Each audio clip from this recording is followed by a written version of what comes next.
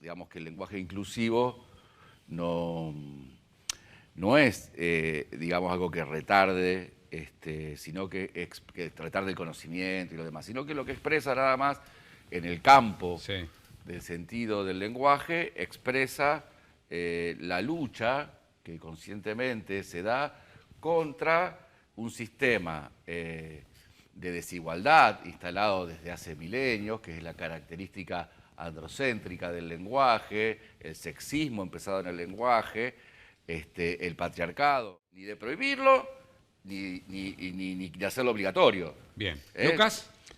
No, no es cierto que no... ¿Escuchaste los argumentos de Sí, Gustavo? no es cierto, gracias por la invitación y gracias a mis contertulios por participar del debate, no es cierto que no retarde el aprendizaje. El ministro de Educación de Francia, Jean-Michel Blanquer, que es el ministro de Macron, estamos hablando de la opción progresista dentro de Francia, lo que eran los sectores de derecha, de Le Pen y demás, justamente hizo un diagnóstico a partir del cual los chicos están teniendo en Francia problemas de lectoescritura. Es decir, parte de un diagnóstico objetivo y el lenguaje autodenominado inclusivo parte de un prejuicio justamente ideológico. ¿Y a qué se lo adjudican el problema de lectoescritura?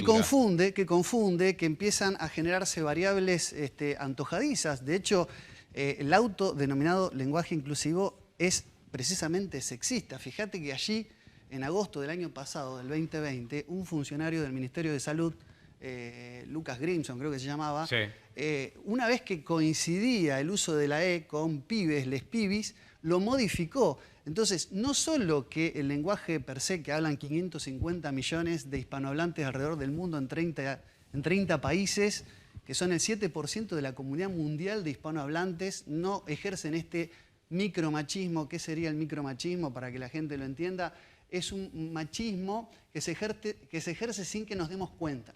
Eso es lo que dicen aquellos que promueven este lenguaje.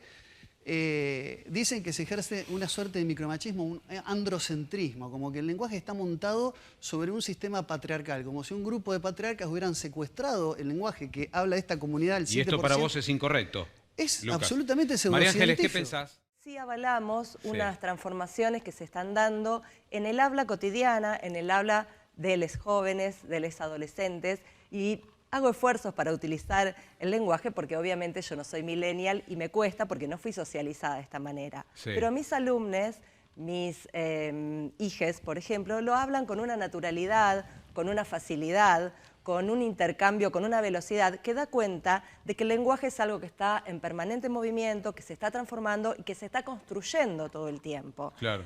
Lo que está sucediendo de alguna manera con este lenguaje es que las luchas por el reconocimiento de las identidades diversas, por el reconocimiento de las desigualdades que tienen los diferentes géneros en una sociedad patriarcal y androcéntrica, se está expresando de esta manera en la lucha por el lenguaje. Sí, yo creo que no comparto la posición de él en cuanto a que el Estado no impone el lenguaje al contrario, en la última ley sancionada hace muy pocos días, que la mencionaste vos en tu informe, está poniendo como requisito para recibir pauta el promover el lenguaje inclusivo. No, entonces, pone 8 requisitos. realmente, Pone 8 requisitos uno y ese de es ellos, uno de esos. Bueno, no lo para está obtener un certificado de género. Perdón, Hay no me interrumpa, por favor, no usted ya habló.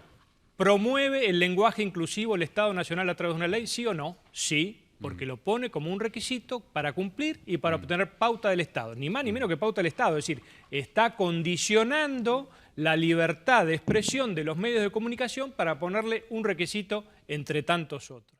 Me resulta un poco gracioso esta cuestión de decir que el lenguaje no es ideológico, es decir, acusar de ideológico al lenguaje inclusivo y no reconocer la ideología imperante en el lenguaje que utiliza el masculino universalizante para definir y para nombrar a todas las personas y a todas las diversidades. El lenguaje es no profundamente... es el habla aceptada por millones y millones de personas y que es de uso El lenguaje habitual. es algo que sí, pero es algo que se está trabajando y se está construyendo todo el tiempo.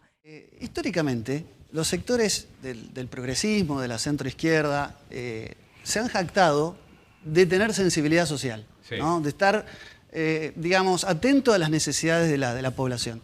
Lo que está pasando en la sociedad, más allá de si la prohibición está bien o mal, Nosotros tenemos 4 de cada 10, Gustavo, argentinos bajo la línea de pobreza. Tenemos 20% de jóvenes desempleados. Hay gente que está sin poder facturar y tenemos un progresismo que está atento a cambiar el Día del Niño por el Día de las Infancias, a cambiar el quit para que no sea binario. ¿Dónde La gente está hecha pelota. El lenguaje Gustavo. inclusivo. Ese es el problema. No, el lenguaje inclusivo, eso tiene una explicación. En el año 2018 el BID le dio un préstamo de $200 millones al Estado argentino para que promueva políticas de género. En enero del 2020, por decisión administrativa de la jefatura de gabinete, escuchame Gustavo, le quitó 240 millones a seguridad, nada menos, a seguridad y defensa, para políticas de género. El presupuesto 2021 tiene el 15% del presupuesto total, 3,4% del PBI. Entonces lo que está pasando es que las PPG, las políticas con perspectiva de género, están dimensionadas a nivel presupuestario y subejecutadas. Entonces lo que se está es forzando una agenda para poner como sustancial y prioritario algo que no lo es. Eso es lo que pasa. Entonces, acá esto habla de dos cosas. Primero, que ese progresismo que históricamente estaba mirando a los verdaderos problemas de la gente, se fue atrás de la plata. ¿Qué opinas de este argumento, María Ángeles? Bueno, la verdad es que me gustaría de alguna manera que ese reparto de dinero tan masivo, digamos, hacia las políticas vinculadas a género nos llegara a quienes trabajamos en todas estas cuestiones, y la verdad que estamos muy lejos de tener disponibles esos presupuestos.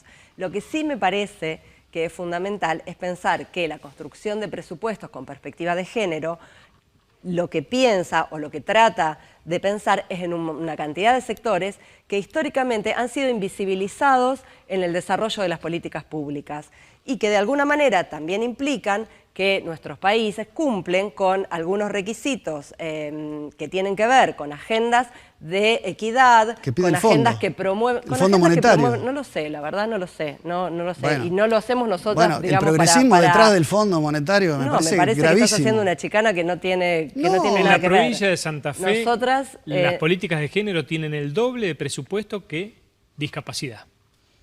Doble de presupuesto. Eso habla un poco de ese sobredimensionamiento que está diciendo él. Son números, son datos objetivos. No, puede ser Me planteo, ¿qué futuro le ven al lenguaje inclusivo? Lucas, ¿qué te parece que va a ocurrir? No, es que no es inclusivo. Entiendo con esto que, digamos, el fundamento... Bueno, la utilización, entonces. Es que el fundamento es un prejuicio ideológico de que cuando hablamos ejercemos un micromachismo o un androcentrismo, que es difícil, es una teoría de la conspiración, la teoría del patriarcado, que es se llama falacia del falso escocés. Como tengo presupuesto, tengo que construir un enemigo en el cual justificar esa utilización del presupuesto, no sea cosa que se subejecuta y después queda a las claras que hay una sobreabundancia de burocracia. Vos lo ligás con esto con un interés económico millonario. Político, económico e incluso foráneo, de intereses que son los prestamistas del dinero para llevar adelante estas políticas de género. ¿Y con qué? Las reacciones son producto, y nosotros vemos claramente que los sectores que reaccionan son, para decirlo en forma rápida, como el diputado decía que supuestamente nos enfocábamos nosotros en la izquierda, lo que reacciona son la derecha más conservadora. Usted ve la foto de la Academia Nacional y bueno, decir que son conservadores es poco. Esta disputa es la que estamos viviendo. Ahora, ¿por qué prohibir? Es la música que nos lleva al corte. Dos palabras, Nicolás, sobre este tema. Yo creo que como breve. todo lo que es artificial, Sí. creo que tiene que fracasar, va a fracasar. El problema va a ser que se va a sostener en el tiempo siempre con una ideología política. Mientras esa ideología está en el poder, se va a seguir impulsando. Gracias, Nicolás. María Ángeles, brevemente. Me parece ¿Tu que mensaje? es una lucha ideológica que se está dando, que se va a seguir dando con el tiempo, que no se puede prohibir porque se produce entre las personas, que es muy eficiente en términos comunicacionales, es performática, es prefigurativa, es decir, estamos haciendo cosas con el lenguaje porque estamos incluyendo a personas que han sido históricamente invisibilizadas. Bien. Y esto, perdón, cierro con esto, el patriarcado no es una construcción hipotética, sino que es un producto histórico muy afianzado y que en la medida en que se siente amenazado, necesita prohibir porque se siente amenazadas esas, digamos, a partir de esta convergencia, entre los intereses y las luchas de los feminismos y las luchas del movimiento de la diversidad. Los cargos son los que se Todas sienten amenazados. las voces están aquí en este debate en los minutos que tenemos disponibles. Les agradezco, un debate que continúa, por supuesto, como cada vez que generamos esto aquí en Plan A. Breve pausa y un importante investigador de CONICET dándonos cuenta de la pandemia, del entusiasmo que genera en la universidad, la ciencia y, por supuesto, el avance sobre algunas enfermedades muy complejas. Tras la pausa, ya volvemos.